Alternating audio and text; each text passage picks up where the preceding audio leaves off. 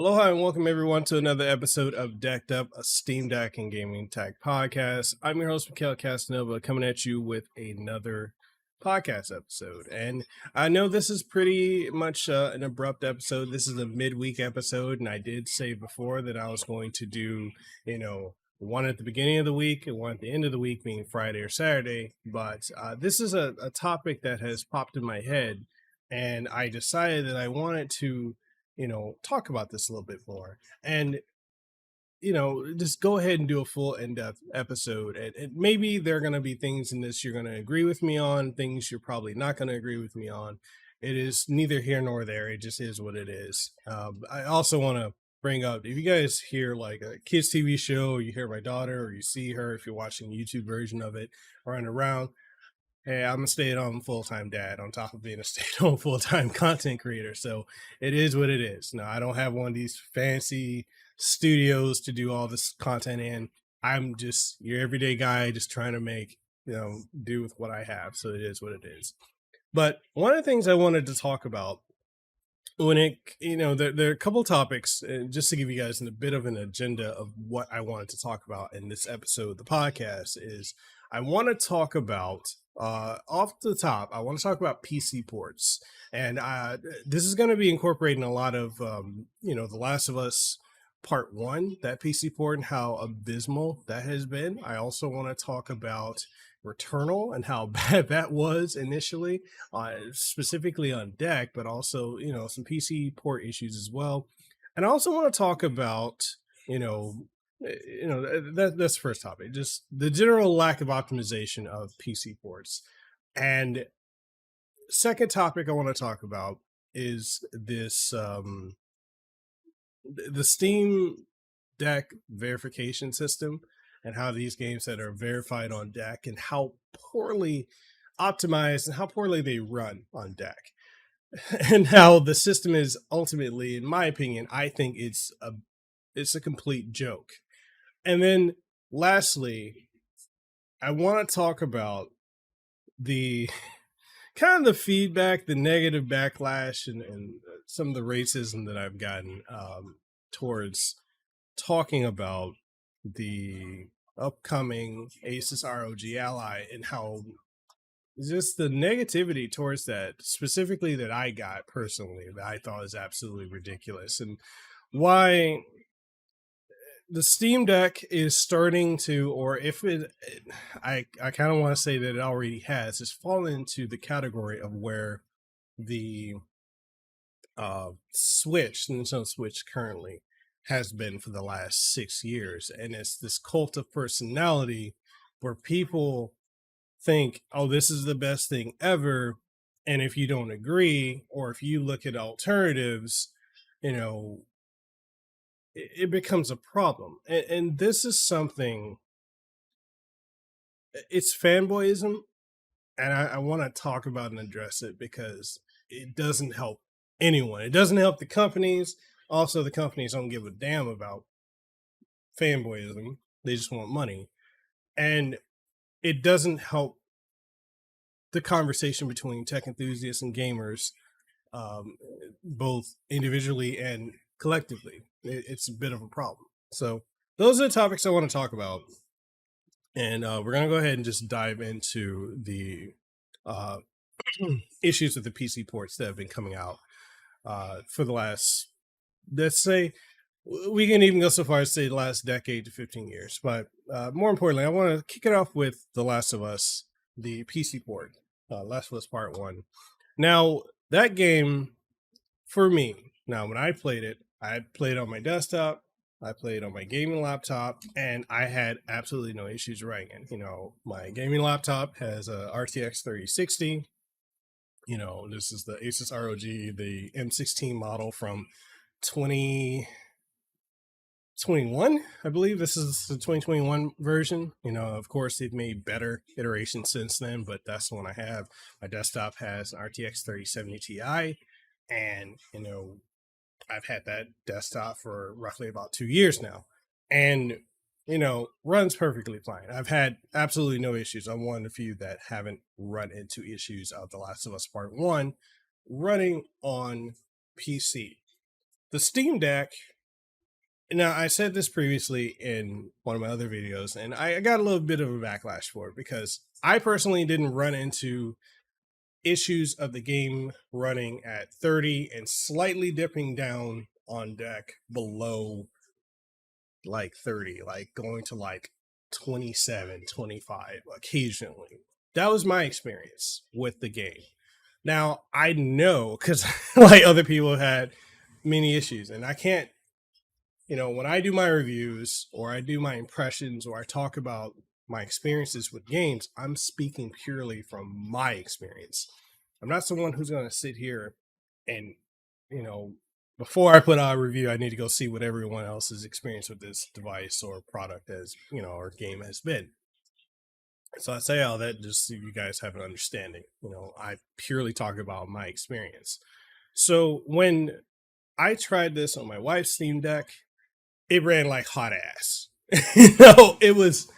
It was dropping below 25 to like 21 and the teens, and I was like, what is going on? And it even got so bad on her Steam Deck, which is the newer iteration. Like, I've got the one that had the Delta fan, she's got the one that's a Waiting fan. And so like, it even would freeze up and lock her Steam Deck multiple times, and it was just really, really bad. And I've read other people talking about their bad experience, fellow content creators and journalists that I know, and it just really made me stop and think. I'm like, so because you guys are probably wondering, like, how come I haven't put out the review? I've had access to this game before the public has, and it really was a situation where I was like, I want to wait for more updates from Sony to come to fix this, or Iron Galaxy Studios who help with the port. And I just, even though it would get better slightly, it still was, I mean, we've all seen the memes. And so that was one. I was like, man, I don't know if I can review this until it gets better. I can do tweets and articles about it. I don't want to review it in a broken state.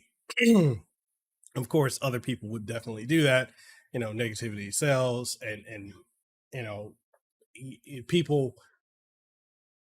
like going to their favorite creators, especially when it's something negative. Be like, yeah, I knew this was trash because my favorite creator said so. And I'm just someone who, I want to wait. Maybe that's a negative thing, but I want to wait to see if it gets better because I know they can optimize this to run a lot better. I'm just wondering why Sony would push this out knowing how bad it is. I don't know. I don't understand why Sony did that. That's something that just really it blows my mind. I don't know why Sony, and this is the second time. I mean, we had that with Returnal. I play Returnal on deck almost exclusively, and I didn't really run into a lot of issues with that game, although I had to run everything at the lowest settings, and I was able to get primarily a 30 frames per second, not locked, but for the most part it's 30 frames per second. And then when it go to like the menus or the save room, that's when it would go to like shoot up to like 50, 60 frames per second. So it was another instance of a game that needed better optimization, because even some people reported like running on PC, they had a lot of issues with running on PC. And I'm again wondering, okay, Sony, this has issues. Why are you not doing better with it? Because the most dedicated gamers out there, people can say it's going to be console gamers. It's PC gamers. They're the ones who stick with games far longer than console players. And I don't understand why Sony is, poorly optimizing, or whatever studios that they're working with to make these PC ports. Why are they so poorly optimized? And it blows my mind. It's something that I think needs to be, they need to they need to address it. And I don't know why they're not making the effort to improve these ports or delay them. Like, at least have it running at a stable 30 frames per second, iron out the kinks when you're going to port it from a PlayStation platform to PC. And I don't know. Like, I don't understand what they're doing. But it's not just Sony. This is other other publishers and developers. Like, when they're bringing out these PC ports, they just run like utter trash. And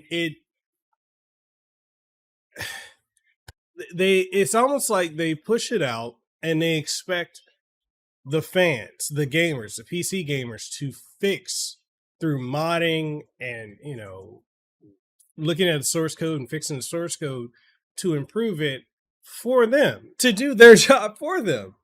And that's been one of the things that I've never liked with these companies, is that they effectively make the PC gamers the guinea pigs, the test subjects. We just get the broken shit and we have to fix it and do their job for them.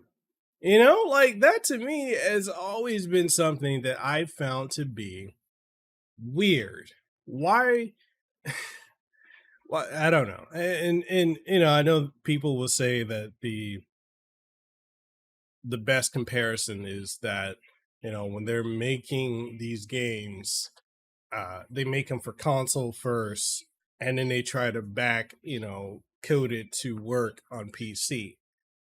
I've heard that. I've also heard that they make it for PC and then they try to make it for port it over to platforms, consoles.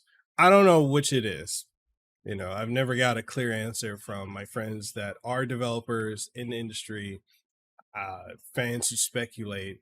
It is just something that it annoys me, and I just don't know what the solution is other than not releasing these games in the broken states that they're in. Just stop doing that. Delay the motherfucker if you're gonna put it out like that. I don't get it. I don't understand why these companies can't just delay these games and put some additional work into it. Don't release a broken product. And that's something, like, I think about it as an older gamer. It's kind of crazy I'm saying I'm 34, but in the scope of things, I am considered an older, a damn near fossil in the gaming sphere. But you look at the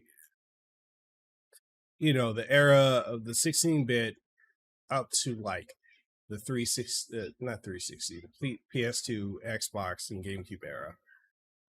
Yeah, you had a lot of games that were broken, but for the most part, these games came out in a better polished state. And, the bugs and stuff weren't so to the point where they were completely game breaking. Now, that's not for every game.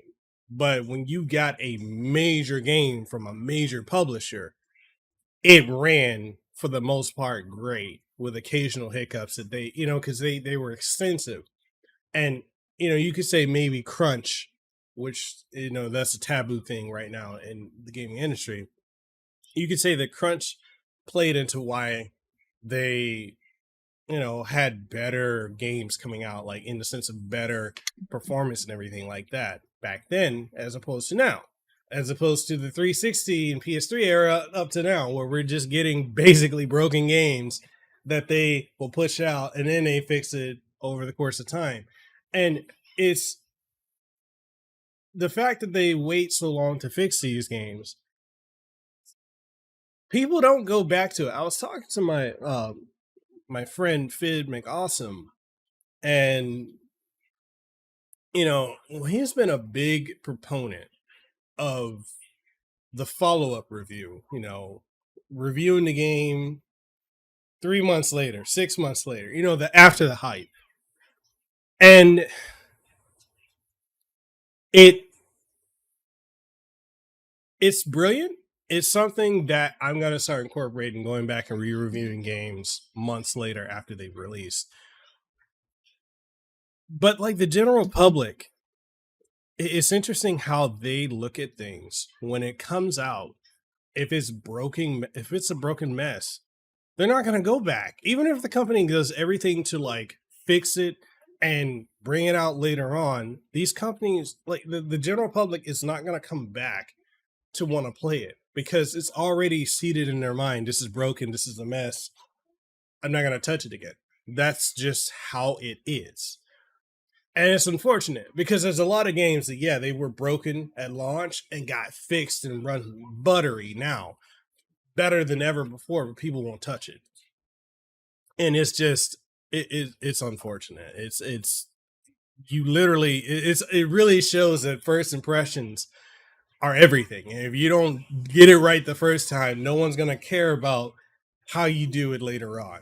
And that's unfortunate. That's really, really unfortunate. But yeah, I just wonder why these companies don't take the time to. Maybe they do.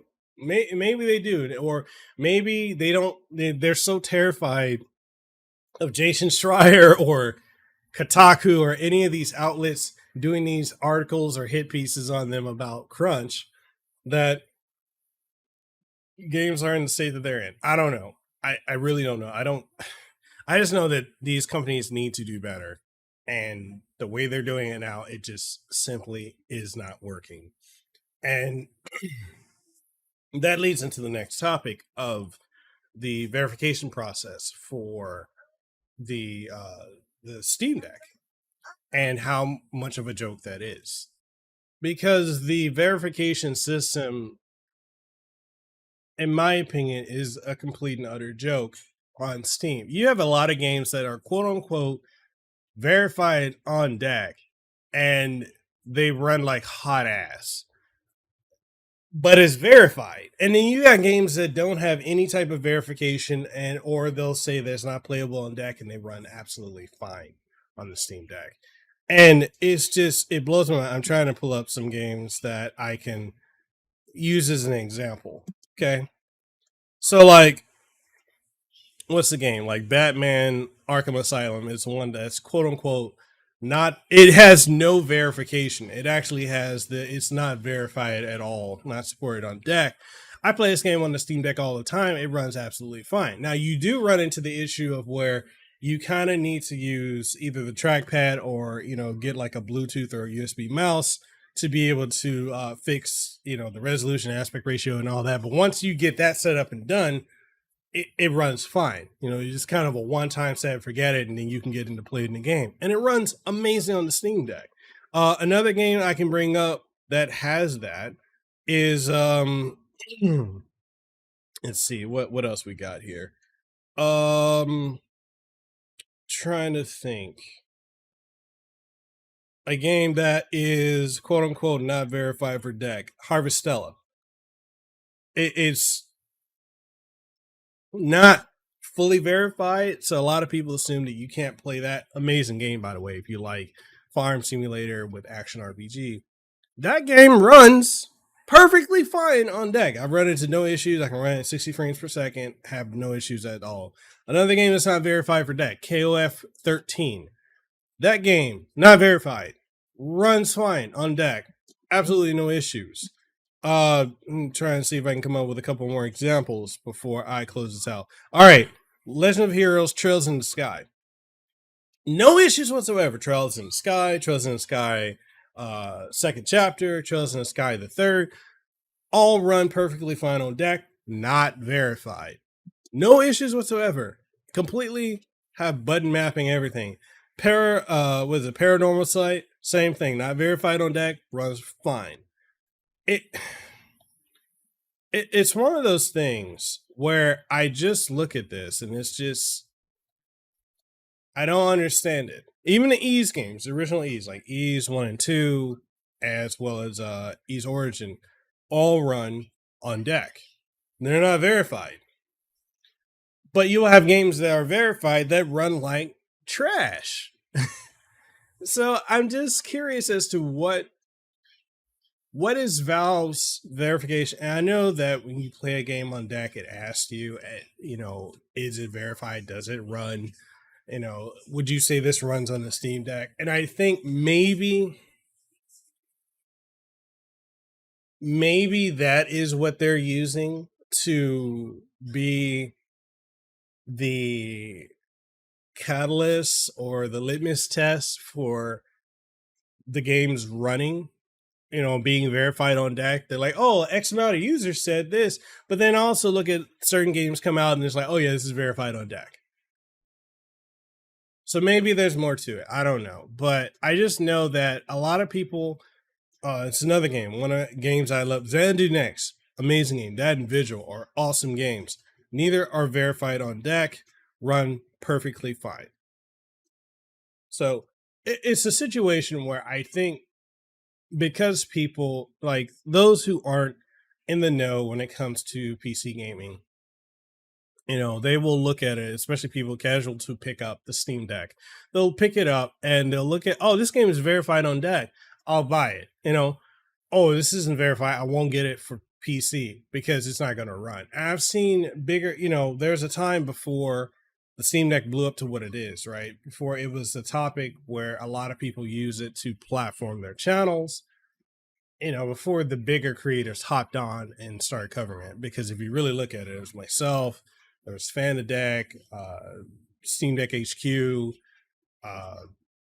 Nerd Nest, Games Revealed, I'm trying to think of other folks. High Tech Low Life, Gardner Bryant. A lot of us, we were the ones who were covering this before the big influencers and tech folks hopped on it because we knew this was going to be a successful product and we knew that people were going to gravitate towards it. The issue was that the bigger creators weren't talking about it because it didn't interest them. They thought it was going to flop. They really took a wait and see approach. I don't blame them, but once they started hopping on, because they don't really, troubleshoot or really deal with or do much with the deck, they go off of, is this verified? Is it not? If it's not verified, like I've seen many of them do videos saying like, problem with the Steam Deck is a lot of games I want to play are not verified. They won't run on deck. And it's not even an instance of them trying. It's just they look at the verification system. And if it says it's not verified, or they won't touch it. And then they'll make a video. Oh, it's not verified. These games aren't verified. I want to play them, but they're not verified. So this is what it is. And then you look at the fact that, and this becomes where it's frustrating. You look at, they put out these videos, they have this massive audience, and people will just take their word as gospel, run with it, and then they're going to be parroting and echoing these talking points that these big creators have. It's not verified. Or it is verified. And they won't. Well, now they will. A lot of people will listen to Cryobite, Fan the Deck, Gardner Bryant, Steam Deck HQ. They'll listen to them because they have grown massively with the Steam Deck. Focusing primarily on it. I've told you before, I'm never going to be someone who's going to focus all of my content purely on Steam Deck because ultimately you're boxing yourself in a corner like here, and I don't want to do that. There's too much that I cover. But I respect that they've been able to build their brands and businesses off of that. But, they can put out something and people will listen to them.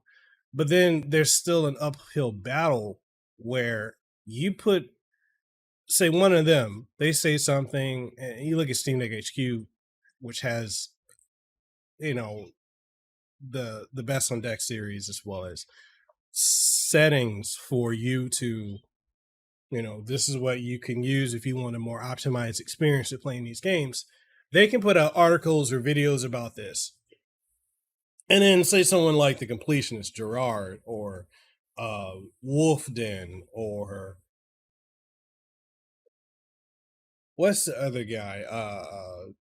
Trying to think of his name. The name escapes me, but he's the guy who does the podcast with Wolfden. So say that they put out something which they don't do the research, or they don't look into stuff that, like, CryoByte with Cryo Utilities or Steam Deck HQ has done, or Games Revealed or Fanboys. They don't look at that before making these videos or research, because a lot of them they don't. They just, oh, this is trending, we need to talk about it, boom, boom. So they'll put out something and the masses will go to them before they'll go to them. And that's just something that has annoyed me greatly with content creating. But it is what it is. Like, what are you going to do about it, right? But that's just one of the examples I wanted to bring up. And that's the negative aspect of the influencer space, ultimately, with all of this. So, it's just, yeah, maybe I lost the point along the way, but hopefully some of y'all caught on to what I was trying to say. It's very difficult to get people to really understand, hey, the Steam Deck, you can play a lot of these games, but you may have to tinker. You may have to use protons. And general public just they want the Switch experience. That's another reason why the Switch and Steam Deck are constantly compared, because people want that. I just want to pop in the game and play it. And for the most part, most games have that optimization. A lot of games don't. But the verification system, a lot of people take it as a be all end all, and it's not that whatsoever. And it's just, it needs to be revamped. So, like, if you guys want to know where is the best, place for, like, knowing if a game could run on the Steam Deck, of course, I'll talk about it. Fanboys will talk about it. Steam Deck HQ will talk about it. High Tech Low Live, Games Reveal, all of them. We all will talk about it. But it's an uphill battle for us versus these bigger influencers. And the poorness of the Steam Deck verification is just, it's not great. And it needs to be revamped. And hopefully Valve will do something about that. I don't know. All right, so we're 27 minutes into this podcast, and I want to start talking about the last topic, which I might actually do a fourth topic as well. But I want to talk about the cult of personality with the Steam Deck, and how that, my talking about the ASUS ROG Ally, the negativity I got off of that, and which led to a lot of racism too, which is mind blowing. But I want to talk about that. So here we go. So I did a video and a podcast about the ASUS ROG Ally and how I'm excited about it. And what I think is great about it, what I think ASUS should do, and what I think it lacks in comparison to the Steam Deck, and how it is and isn't competition, but it is truly the only true competitor to the Steam Deck. And I'll get it out of the way now, because apparently this point went over people's heads. The reason I say that this is the only true competitor to the Steam Deck in comparison to other products like the AOK Zoe, the GPD Win, and many other devices that are out there, is it being available in a retail store, both in the United States being Best Buy, and globally being in the major retail outlets that they have. If you think that doesn't make that a competitor, I don't know what the hell to tell you. But that is, from a business and marketing standpoint, being able to walk into a store, because, okay, perfect example, PlayStation 5, Xbox Series X. They've been out since 2020. So since then, And looking at the um if we look at how it's been 3 years to these, almost 4 years that those consoles have been on the market, and how people have wanted to purchase them, but they don't want to go through an online store. They don't want to wait, you know, fighting bots on Amazon and GameStop and all these other outlets. They're not on Twitter following Wario64 and the people who make the tweets about the deals, or hey, this is available, go purchase it now. A lot of people want to just go and purchase these things in store. And they're not going to be on social, regardless of what people think, not everyone's going to be on social media 24/7. And that seems to elude a lot of people. They think, oh, no, just go on Twitter or go on here and go on there. A lot of people are not doing that. So a lot of people have been under this impression that you need to, or rather, they're under this impression that these consoles have been unavailable for the better part of almost 3 years. That you can't walk in a store and easily buy them. They're just unavailable. And now, like, I've gone into Best Buys, Targets, Walmarts, GameStops, and you can easily purchase a PlayStation 5 physical, like the one with this, not the digital one. That one seems to be incredibly rare. But I've seen the disc version. I've seen the Xbox Series X, Xbox Series S. You can walk in, purchase them. They got plenty in stock. This is 3.5 years later. But when it comes to the casual person who isn't online, they're like, oh, I can buy it now. I couldn't buy it before. You know, I couldn't walk in the store and get it before. It's been unavailable. Even though if you were on it, you could have pre-ordered one back when they first announced it. You could have bought one, online if you were following Wario64. But for a lot of people, they don't do that. So it being available in stores is something that's big. I mean, even the Nintendo Switch went through that. If you didn't pre-order it, you weren't getting one. That was almost impossible to find for the first near 2 years. Same thing with the Wii. I don't know if y'all remember that. That was near impossible to get for 3 years when that came out. You start readily seeing that available in like 2009 and so on.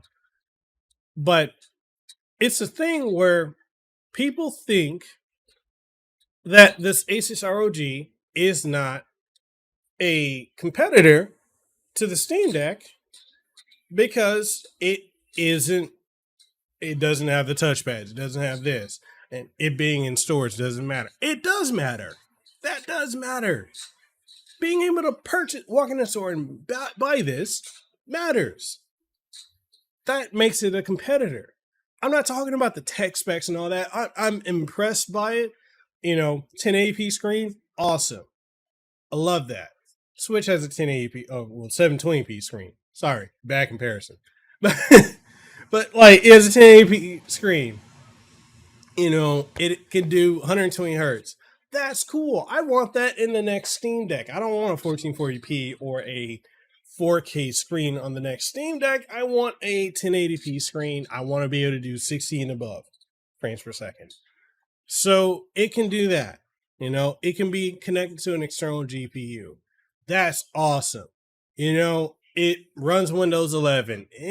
I prefer Steam OS, but now I don't have to worry about, is this going to be compatible to this or that game, because everything is going to run on it. I can play Destiny 2 on the go. I can play, the Halo games. I don't have to worry about anti-cheat not working with Steam OS. So those are the upsides, right? And especially the external GPU and being able to really get like the maximum performance out of it, doubling it as a full-on workstation for productivity, work, school, creativity stuff. That's awesome. But this cult of personality that has developed around the Steam Deck, where people are like, Steam Deck is the greatest thing ever. This is the same bullshit narrative that the Switch has. You have people that believe the Switch is the greatest thing ever, and they won't buy anything if it's not Switch, or the Switch is the only platform they have. And some have been so stupid enough to say that the Switch is the greatest Nintendo console ever. I'm sorry, the Super Nintendo exists. You're not telling me that the Switch is better than that. That if you say that the Switch is the greatest thing, you must be 20 something, or you have not grown up in the 90s or the 16-bit era. You just, yeah, it's ridiculous. It's the second best if we really want to go there. But the Steam Deck has just developed this cult around it where people, they compare it to Switch all the time, and they want to say that the Steam Deck is the greatest ever, is this, is that, and they want to crap on everything that's not the Steam Deck, and it's annoying. I absolutely hate it. So when I, round this up to my point, when I was talking about the new device from ASUS, the ROG Ally, and how the negativity I was getting from people about that, and Reddit forums, Facebook groups, and such, people saying, another fucking topic about this, and I can understand people getting annoyed with it, but then why is it bringing up the ROG Ally triggers these Steam Deck folks? It's the same thing with the Switch folks, where they felt threatened by the Steam Deck. And now Steam Deck users are, not all, but many that I was interacting with, were feeling threatened by the Asus ROG Ally. It was weird.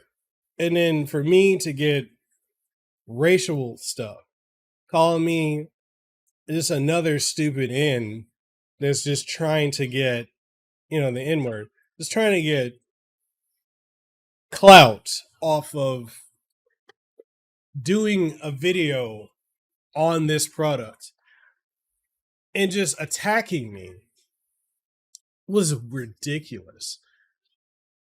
And I've noticed this, and I'm not trying to get, SJW or anything like that, but I've noticed that when someone who looks like me, and I'm multi-ethnic, right? I'm Samoan, I'm Black, I'm Hawaiian, I'm Dominican, I'm Native American, Creole. I'm also Japanese. One of my grandmother's Japanese, but you're not gonna like. I don't take on any of those dominant factors, but it's interesting when someone has a complexion of me, brown or dark skin, and looks Black. We get treated a certain way. I didn't see anyone going after Lions Tech Tips. I didn't see anyone going after Dave 2D. When these are the two that had the prototypes, I didn't see anyone attacking them, going through the comments attacking them, or going through the Reddit posts or anything like that attacking them. But I make it. And I'm the bad guy. I'm the stupid end. I'm this. I'm that. I don't understand that. I don't understand this cult of personality over a piece of plastic. A portable PC. I get it. You like the Steam Deck. Cool. It doesn't have, the Asus ROG doesn't have the touchpads. Okay, fine. But let's not discredit something because you feel threatened by it. Oh, there's going to be another product to come and go. Maybe it will. I don't know. I do not know.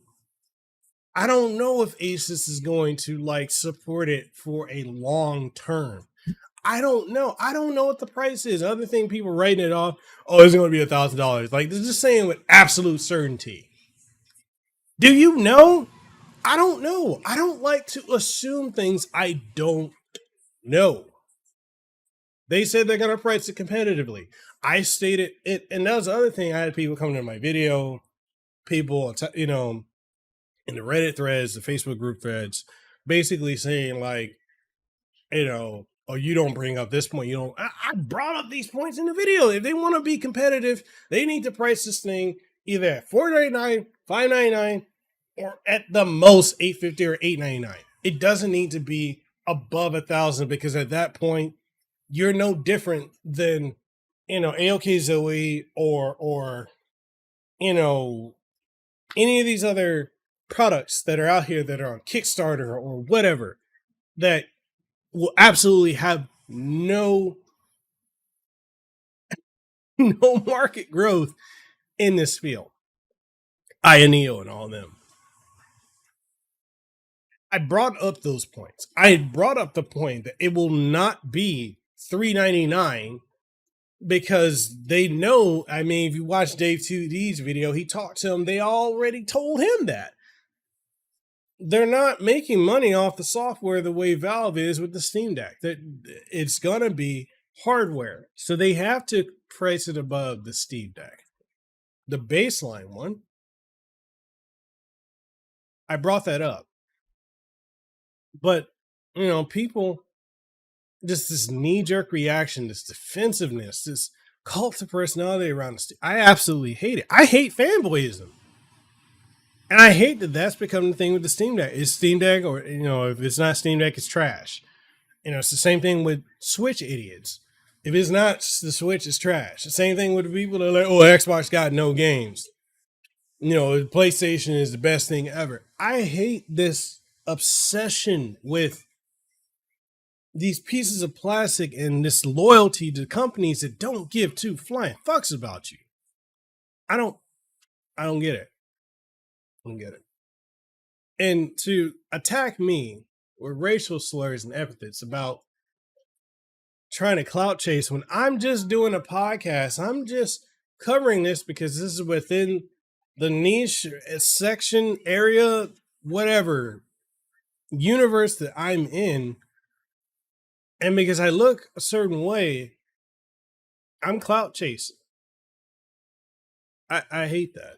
I don't appreciate that. I had one person say, oh, you need to get, this is the internet. That's like, you need to get your nuts off the floor. And it's just like being surprised that water is wet. It has nothing to do with that.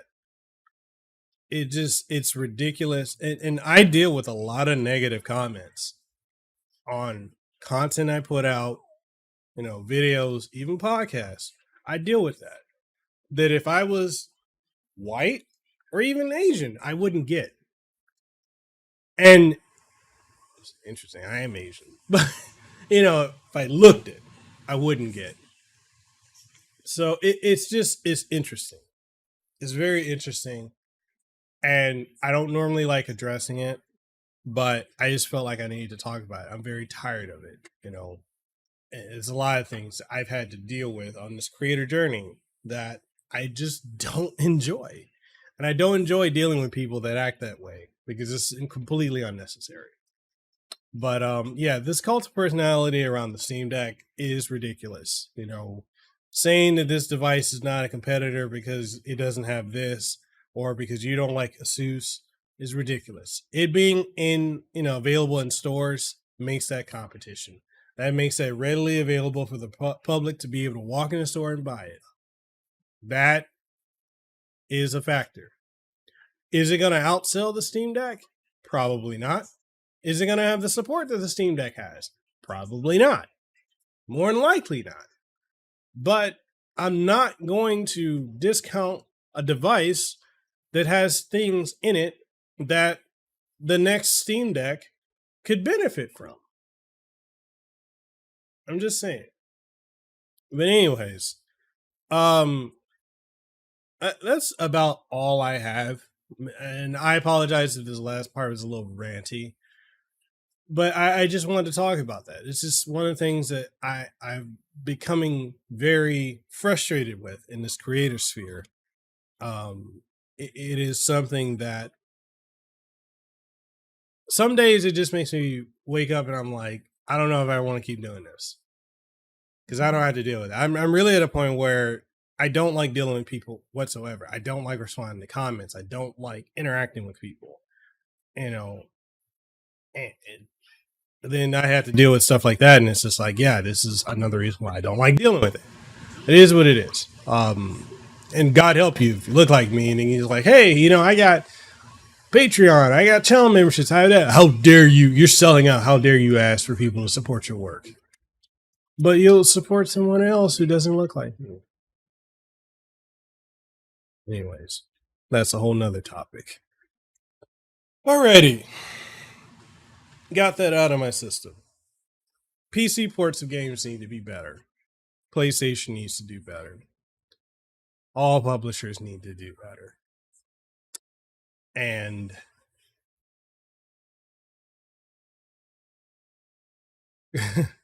Steam verification needs to be better. It needs to not be the joke that it is. And then outside of that, cult of personality around pieces of plastic needs to stop. All that being said, why don't y'all let me know what you think. If you're watching this in video format, let me know what you think in the comment section down below. If you are listening to this podcast, then leave a rating, leave a review. I implore you to rate this. If you're listening to it on any podcasting outlet, please leave a rating. Please leave a review. It can be a sentence, it can be a word. It helps with the algorithm, because these algorithms keep changing and we creators are getting screwed constantly. Please, I implore you to help us creators. Not just me, but other creators out there too. Because if you're not the mainstream clickbait popular creator or podcaster, you don't get pushed. And if you watch or listen to my show, or you watch or listen to other people's shows or videos, share it. It doesn't go unnoticed. That's not impossible. It's easier to hit a like button, leave a comment, or share it than giving money. I mean, money helps. Look, I got y'all. I got a toddler. I do this full time, and that pays for this condo I'm in. It pays for food on the table, keeping the lights on, the car, and diapers and stuff for my kid. So I'm not gonna say don't. If you feel it on your heart to support financially, that helps. It goes a long way. But if you can't or don't want to do that, then commenting, rating, liking, sharing, that goes a long way too. So I say all that to wrap all this up with, if you do want to support, do all that. If you want to financially support, we do have Patreon. We got channel memberships on YouTube. We got, Subscribe Star. We got Coffee. We got Super Thanks on YouTube. We got sponsorships and fan support on Spotify. We got Cash App. We got all that. If you feel like you want to financially support, those are the options. Make sure you follow me on all the social media platforms. It's Mekel Casanova across the board: Twitter, Twitch, TikTok, Instagram, Facebook. I'm really pushing to grow across all platforms. Definitely on Twitch. So I stream on weekends. So twitch.com or twitch.tv/Mekel Casanova. I'm also on Kick, and also trying to grow TikTok as well, because I think there's an opportunity there. And I'm trying to get on that too. So all that being said, I catch y'all in the next one. Stay safe, be blessed. Screw fanboyism. Have fun with whatever platform you decide to play on. And I will catch y'all in the next podcast episode. Peace.